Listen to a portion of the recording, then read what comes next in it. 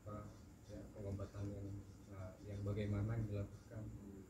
Mungkin boleh nggak Mbak cerita sedikit pengobatan yang seperti apa dan gimana? Gini ya, balik ke struktur keluarga, kakek buyut. Iya.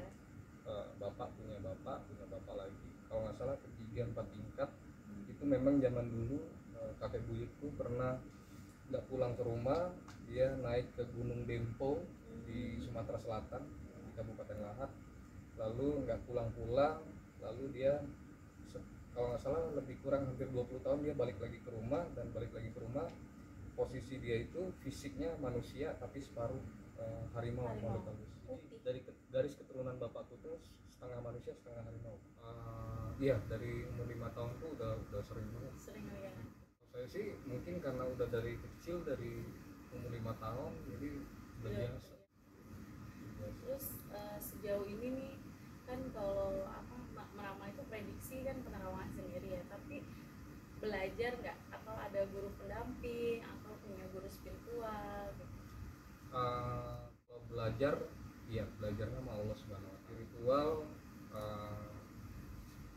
caraku sholat, doa.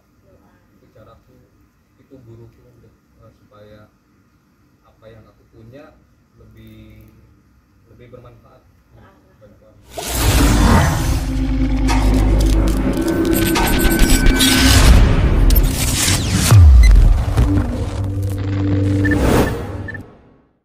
Assalamualaikum warahmatullahi wabarakatuh. Salam bahagia tanpa batas.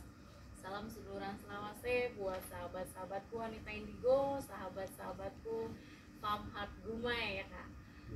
Terus dan untuk sahabat-sahabatku PCLN, Padepokan Cakra Lodaya Nusantara, mudah-mudahan kalian semua senantiasa dalam lindungan Allah Subhanahu Wa Taala. Amin Allahumma amin. Oke sahabat-sahabat, live kali ini kita bareng kakak yang lagi viral ya sahabat-sahabat. Ya kakak Hat Gumai nih yang biasanya ada di televisi. Kali ini Nito mau kenalan dulu ya. Gimana, apa kabar Bang Gumai? Alhamdulillah sehat. Alhamdulillah sehat ya. Bang Gumai ini aslinya dari mana? Aku aslinya Indonesia Raya. Indonesia Raya, ya maksudnya dari Jawa. Kalau bapak suku Sumatera. Tapi di jiwaku nggak ada suku-sukuan. Iya. Pokoknya Sama ya.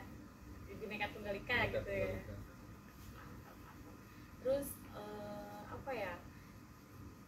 Bingung nih sahabat-sahabat nanyanya grogi. Ya ini bang kan apa sering lihat gitu ya di TV, sering ramal kayak gitu, bisa nerawang. Nah itu memang dari kecil atau belajar? Memang dari kecil. Memang dari kecil. Dari usia berapa? Usia 5 tahun. Dari usia 5 tahun. Terus awal-awalnya bisa melihat makhluk gaib itu sering ditemuin sosok-sosok dong berarti? Iya, dari umur 5 tahun tuh udah sering banget. Sering ya. Gitu. Terus kalau misalkan nih kan biasanya kan kalau indigo ya, kalau saya pribadi kalau melihat sesuatu hal atau kejadian buruk itu takut nggak? Kalau saya takut. Kalau saya sih mungkin karena udah dari kecil, dari umur 5 tahun, jadi udah biasa ya. Terus sejauh ini nih kan kalau apa meramal itu prediksi kan penerawangan sendiri ya, tapi belajar nggak atau ada guru pendamping atau punya guru spiritual gitu? Kalau belajar, iya belajarnya sama Allah Subhanahu Wa Taala. Jadi nggak ke misalkan ada pendamping spiritual, nggak ada. Pendamping spiritual, caraku sholat, doa. Itu caraku, itu guruku untuk supaya apa yang aku punya lebih bermanfaat bagi orang.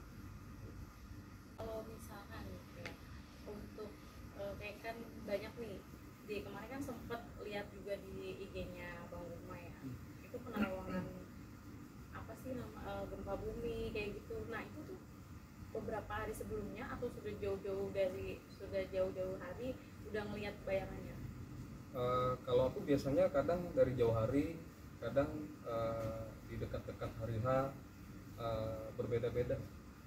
ngelihat langsung ya di vision di penerawang. gitu kan. Suka sakit nggak kepala kalau lagi menerawang jauh gitu? Nah, kadang kepalaku sakit kalau misalkan nggak punya uang. Iya kalau itu udah pasti. Kalau saya kadang gitu pusing, jadi Iya. kalau habis ngeliat ya kan sesuatu apa misalkan aku nerawang itu kayak berat kepala tuh, berat pusing. Nah mungkin itu entah energi ya, tapi kalau untuk berarti untuk Bang Umay pribadi nggak ada ya rasa seperti itu. Alhamdulillah enggak. Biasa aja gitu. Biasa. Kalau untuk ramalan-ramalan kayak gitu sering diceritakan lagi nggak, misalkan lagi nggak sengaja nih nerawang temen, nah terus temen ini akan terjadi musibah, itu dikasih tahu nggak? Aku kasih tahu. Kasih tahu. Iya. Kalau saya nggak, saya kasih tahu salah berarti ya. Kalau itu sih aku nggak tahu ya salah atau benernya, menurutku cuma Allah yang tahu. Iya. Itu salah Karena atau saya benar. takutnya asok tahu loh, pasti kan kadang orang suka gitu kan. Oh. Jadi saya tuh lebih ke ya udah saya diam. Tapi ketika benar kejadian takut sendiri. Kenapa gue nggak bilangin? Berarti kalau abang tuh kalau udah melihat teman akan terjadi sesuatu langsung dikasih tahu. Iya, aku kasih tahu. Langsung kasih tahu karena aku pikir kan segala sesuatu tujuan kita kasih tahunya kan tujuannya baik supaya dia bisa antisipasi. Iya.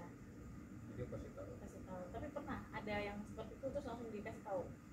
Iya pernah. Banyak sih. Iya. Beberapa temanku apapun itu langsung kasih tahu. Langsung kasih tahu. Tapi mereka langsung mengantisipasi atau ada yang tanggapan negatif?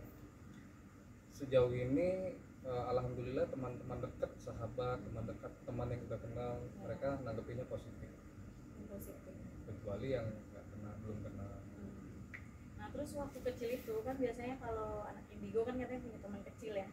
Itu pernah nggak bang? Pernah. Iya, pernah. Memang dari kecil aku punya teman kecil kan, teman bermain makhluk halus. Iya. Dari umur 5 tahun sampai SMP, sampai SMA. Itu yang sosok laki-laki. Laki-laki. Maaf nih ya kalau aku jadi nerawang bang Umay. Kalau kode macan itu dari keluarga kakek. Yang mana? Yang macan? Yang macan. Yang macan iya dari kakek. Oh, berarti memang ada keturunan yang bisa juga ya? Memang dari garis keturunan bapakku. Jadi dari garis keturunan bapakku tuh setengah manusia setengah harimau. Oh, punya ilmu gitu. Enggak punya ilmu tapi memang gini ya, balik ke struktur keluarga, kakek buyut. Iya. Bapak punya bapak lagi. Kalau nggak salah 3-4 tingkat. Itu memang zaman dulu kakek buyutku pernah nggak pulang ke rumah, dia naik ke Gunung Dempo di Sumatera Selatan di Kabupaten Lahat, lalu nggak pulang-pulang, lalu dia kalau nggak salah lebih kurang hampir 20 tahun dia balik lagi ke rumah, dan balik lagi ke rumah posisi dia itu fisiknya manusia tapi separuh harimau makhluk halus putih ya. Sejauh ini aku belum Pernah bertemu sejauh ini. Iya kan, kalau aku tuh ngeliatnya gitu kan, ada tadi sekilas lewat gitu sosok harimau tapi putih, agak besar gitu. Terus itu aku lihatnya dari keturunan kakek, makanya aku langsung tanya. Nah terus itu kalau sosok bayangan pria di mata sebelah kiri itu siapa bang? Kalau di aku sih sebenarnya ada dua sosok, dua-duanya jelmaannya visualnya harimau. Memang di sebelah kanan, di sebelah kiri. Iya, yang satu kuning. Iya. Nah kalau berarti sosok laki-laki ini pun sebenarnya harimau. Harimau. Bukan karena ada sesuatu hal. Menurutku gini ya, beliau ini kan dia bangsa jin, jadi beliau bisa merubah wujud apapun. Iya. Sebenarnya sih kalau kodam itu beda ya dengan jin, karena kalau jin kan hakikatnya dia tetap walaupun membantu, dia akan suatu saat akan menyesatkan manusia, karena sebaik-baiknya jin itu adalah seburuk-buruknya manusia. Tapi kalau kodam ini dia itu tercipta dari Nur Muhammad, jadi artinya mungkin kita punya kakek atau keturunan yang dia itu sering melakukan tirakat, zikir atau keilmuan dan suatu saat itu akan diturunkan ke cucu. Ya sama seperti saya gitu. Dulu kakek saya juga praktisi, orang bisa, cuman dulu itu saya nggak pernah mau menurunkan atau mengambil ilmu beliau. Tapi setelah saya agak besar, makin kesini saya makin merasakan hal-hal aneh, dan cerita hanya ke ibu gitu. Kata ibu, iya kakek buyut saya itu orang pintar, dari jauh sini aja merem doang itu udah sampai gitu kan. Dan di situ akhirnya saya berusaha belajar tapi keilmuannya hikmah. Jadi saya mondok tapi sampai kalong. Jadi kalau sampai kalong itu nggak netap bertahun-tahun, ambil keilmuan, saya belajar supaya bisa terarah gitu loh, bisa terarah. Tapi kalau dulu itu orang itu nggak percaya kalau saya bilang saya ngelihat begini-gini, dibilang selalu halu, ngayal kali, halusinasi gitu kan.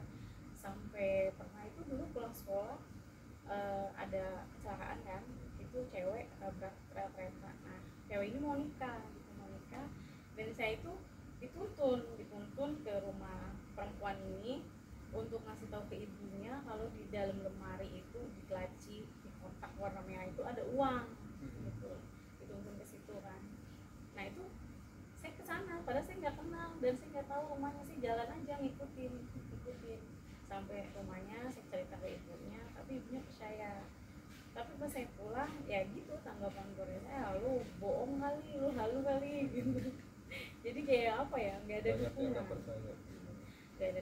Tapi mungkin pas setelah saya besar kan, sama suami juga tentunya mendukung lah gitu ya, dia juga support, percaya gitu dengan apa yang saya rasakan ya, kalau indigo itu memang ada gitu.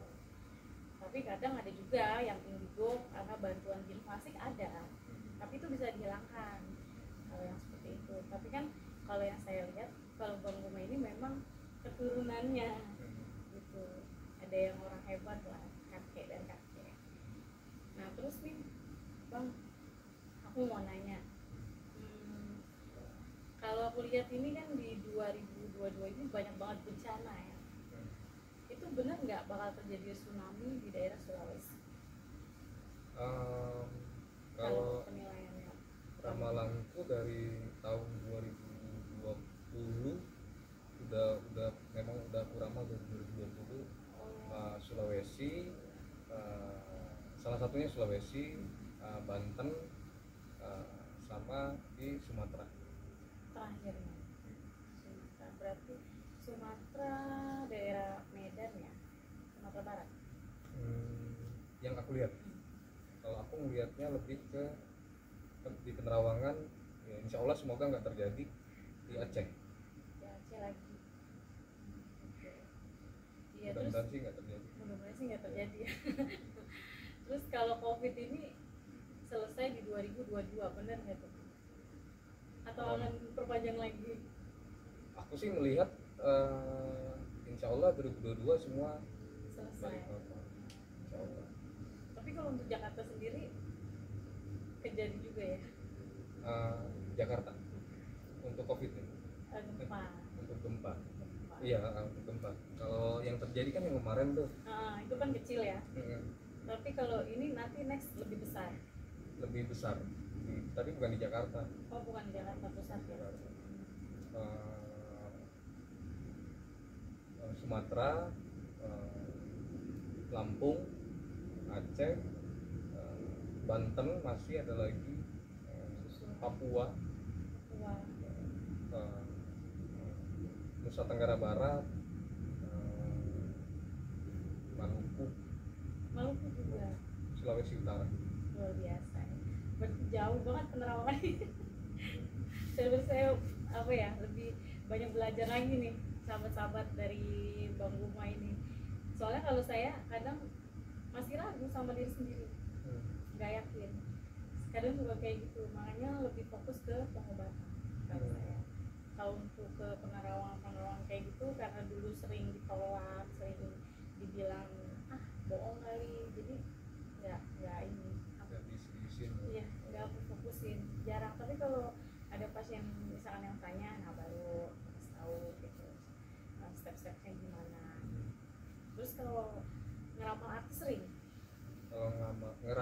artis itu emang udah kerjaan. Udah kerjanya. Terus tapi yang diramal sudah pada terima nggak tuh? Kadang kan kalau ramalan kan nggak semua baik, ada buruknya juga kan? Ya, sejauh ini sih 70-80% artisnya memang langsung berhadapan tatap muka. Iya. Jadi alhamdulillah terima. Sejauh ini kalau misalkan ada mau itu selebritis atau siapapun dia nggak terima yang dia dalam dunia entertainment, ya berarti jangan jadi public figure. Iya. Karena public figure itu kan dikonsumsi sama masyarakat, siap untuk disorot kehidupannya, siap untuk disorot orang tuanya, anak bininya, istrinya, Iya. sampai dia buang air pun mungkin kadang disorot karena Iya, public figure. public figure. Berarti sejauh ini apa ya, udah sering banget gitu ya. Iya. Terus kalau untuk ngobatin orang pernah nggak? Ngobatin orang aku nggak pernah.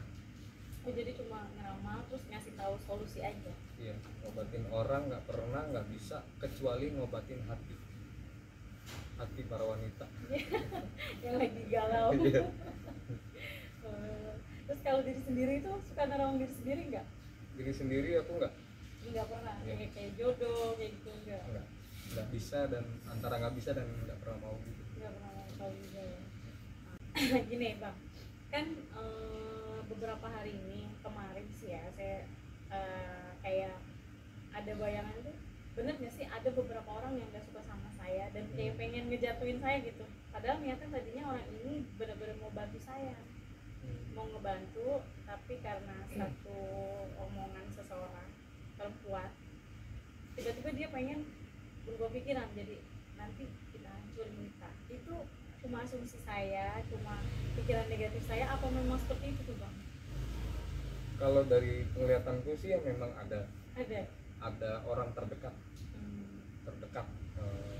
ada dua, satu perempuan, satu laki-laki yang lihat. Terdekatnya ini sangat dekat,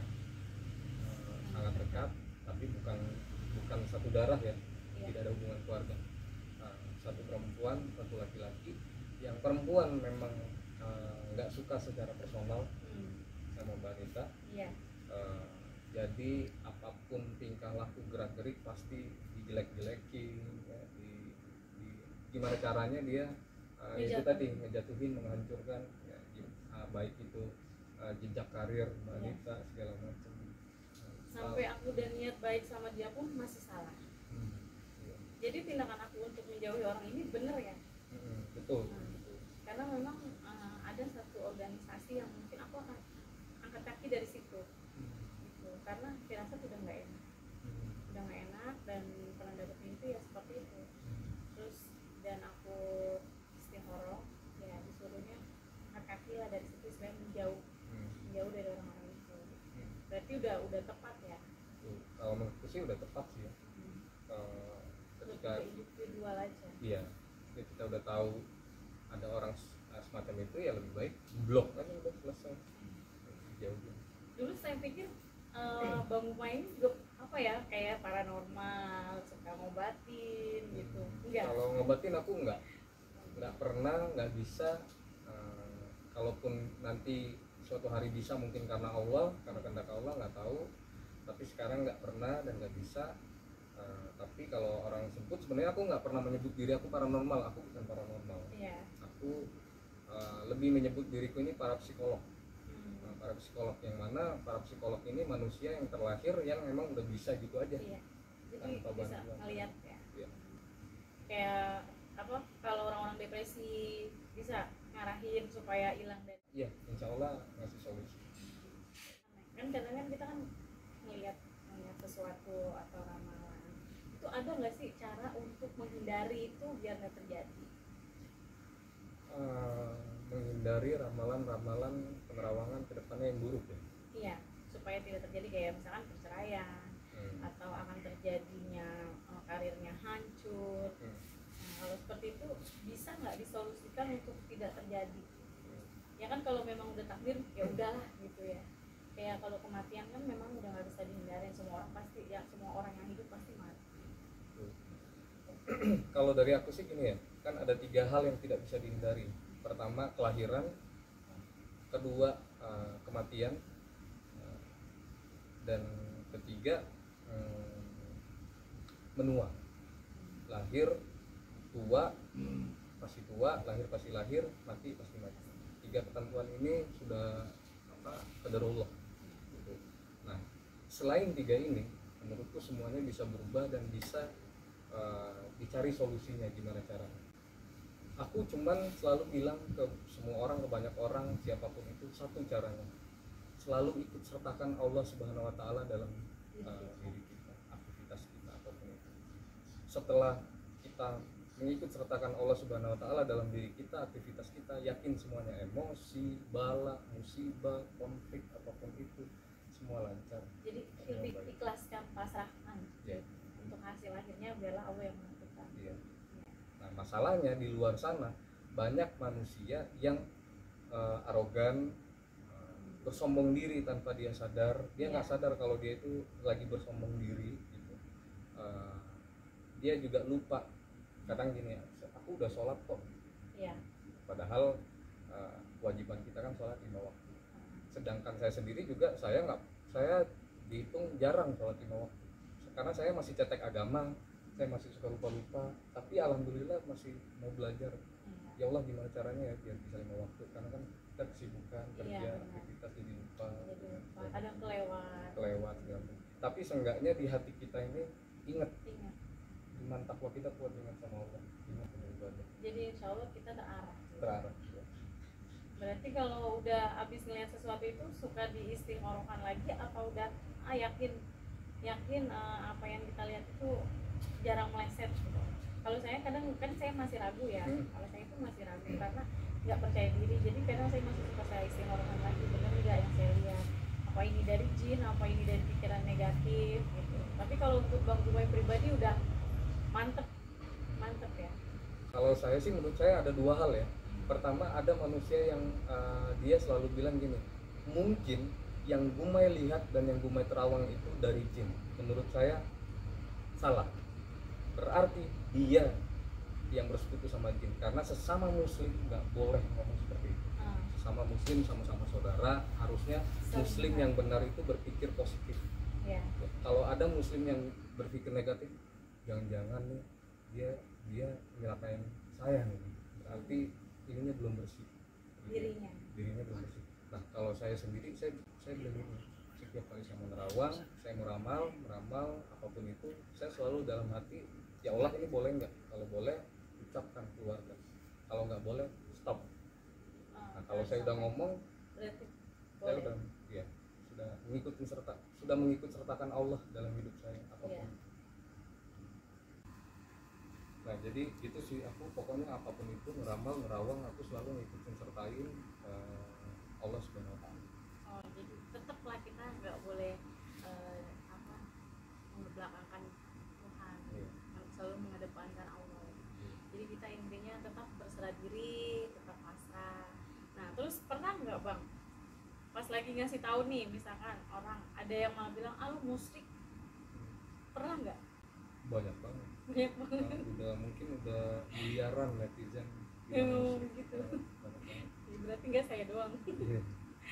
Ya, kadang saya itu, kalau saya kan praktisi ya, jadi kalau praktisi itu kan nggak cuma nerawang, jadi kadang saya pengisian benda untuk media tahan saja, keselamatan kayak gitu, anti tembak.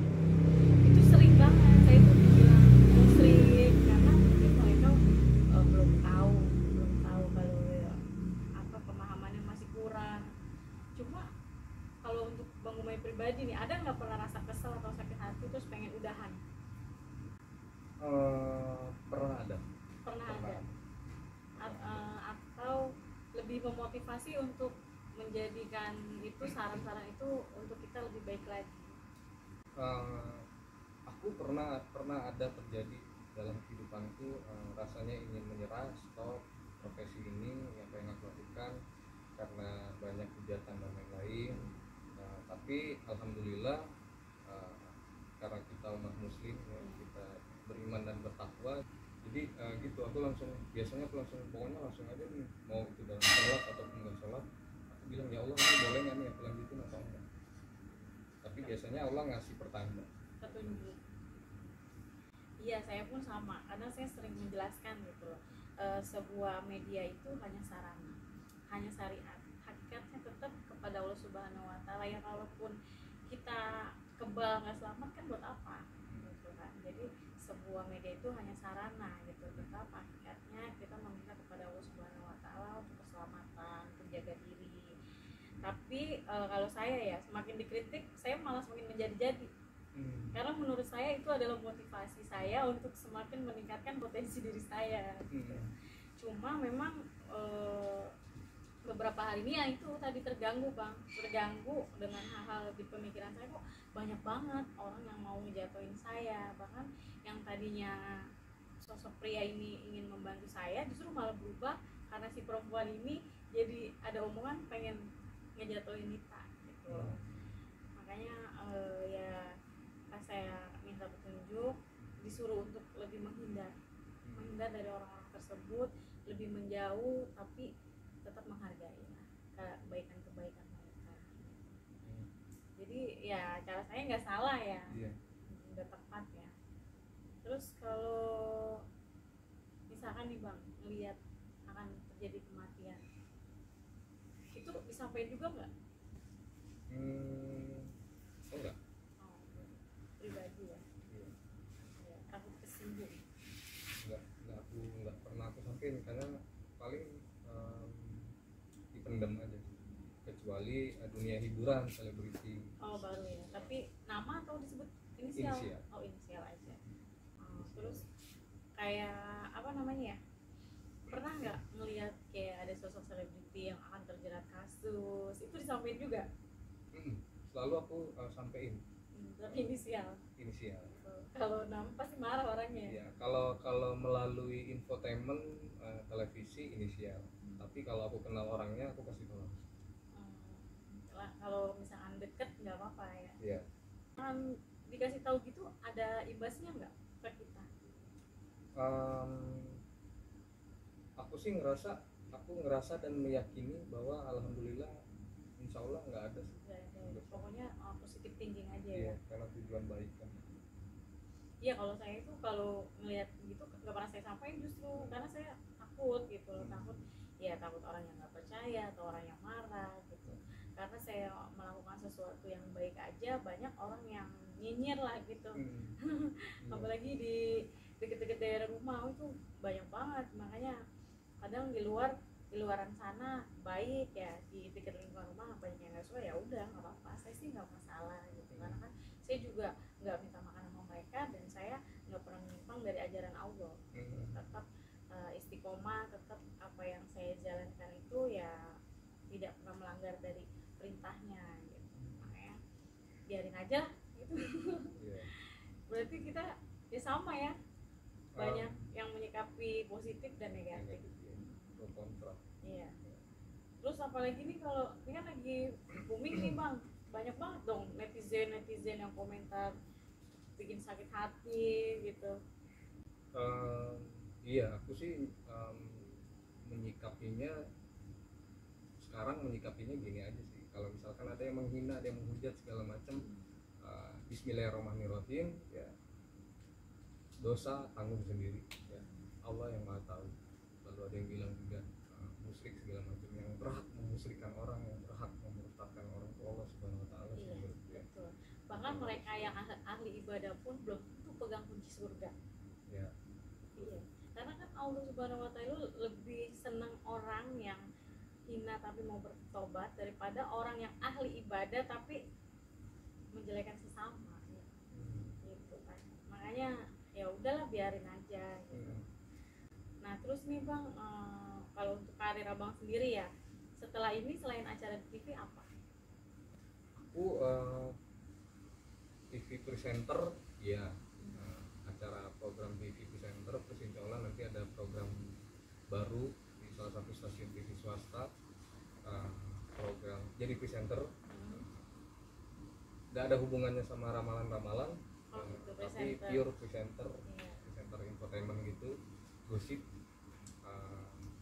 Karena selain mulutku suka ngeramal, mulutku juga kadang suka ngegosip. Ya, karena aku manusia biasa, dosaku banyak, aku bukan orang suci, jadi kadang masih suka ngegosip. Iya benar. Udah nggak sengaja jadi Iya. ngegosip Tapi ya. biasanya habis ngegosip aku istighfar. Yang Ngegosip lagi positif. istighfar lagi. Jadi masih ada ingat untuk tobatnya. Iya. Karena kenapa? Karena dengan kebetulan ngegosip itu profesiku, Iya. rezeki dari situ. Yang penting kan ngegosipnya itu karena fakta. Iya. Fakta yang ada terus dibawa ke berita TV, Ke berita TV. terus ngegosip. Iya, terus ada manfaatnya juga ya kan, Iya. untuk orang yang kita makin terawat kan dia jadi lebih bisa memperbaiki diri kan, Betul. atau mencoba menghindari hal-hal tersebut. Betul. Nah itu yang kadang-kadang orang nggak sadarin, padahal kita niatnya kan nolong ya, ngasih Iya. tahu gitu kan, seharusnya gimana caranya nih hal itu nggak terjadi ya, kayak perselingkuhan, perceraian itu kan masih bisa dirubah. Ibaratnya ramalan yang masih bisa, takdir yang masih bisa dirubah kan, ya dia harus menghindari lah gimana caranya nggak terjadi perselisihan. Tapi kadang ya kayak gitu, marah kalau dikasih tahu Iya. nih laki lu bakal gini nggak terima. Iya. Jadi Malah marah. iya, makanya kadang saya tuh malesnya kalau nerawang gitu bang. Males, jadi lebih fokusnya saya ke pengobatan aja, pengobatan atau pengisian denda Berarti kayak lebih ke pengobatan ya. pengobatan. Oh, nah berarti sekarang ganti ya. Iya. Aku juga pengen tahu banyak tentang pengobatan karena aku banyak nggak ngerti segala macam. Iya. Sekarang aku mau coba tanya-tanya juga Mbak Nita Iya. biar penonton netizen juga tahu. Mbak, kalau aku kan lebih ke ngeramal, ya. Berarti Mbak Nita lebih ke praktisi pengobatan. Iya. Pengobatan boleh nggak Mbak Nita?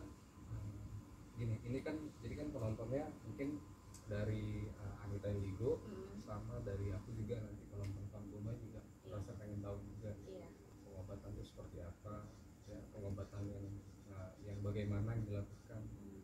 Mungkin boleh nggak Mbak cerita sedikit pengobatan yang seperti apa dan